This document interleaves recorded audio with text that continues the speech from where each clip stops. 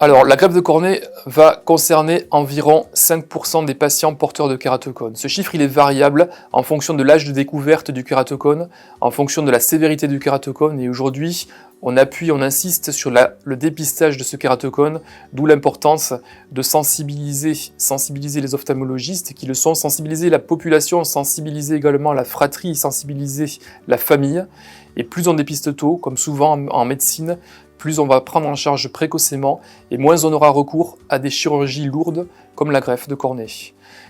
La greffe de cornée, ça consiste à remplacer une cornée déformée d'un patient qui a un kératocone par une cornée qui ne l'est pas. Alors cette cornée, elle est aujourd'hui prélevée toujours sur un donneur. La technique se fait au bloc opératoire sous anesthésie générale et va consister à remplacer la partie centrale de la cornée, à environ 8 mm de diamètre sur une cornée qui en fait 12, et donc d'enlever la zone déformée par une zone plus sphérique et qui permet une réhabilitation visuelle. L'objectif dans ce cas-là se fait sur des cornées très déformées à un stade ultime lorsque les autres techniques n'ont pas permis d'améliorer la vision, notamment les techniques conservatrices que sont les anneaux intracornéens, voire les lasers. Une fois la cornée greffée, le plus souvent, la cornée va permettre une réhabilitation, une bonne vision, une bonne fonction visuelle de façon prolongée.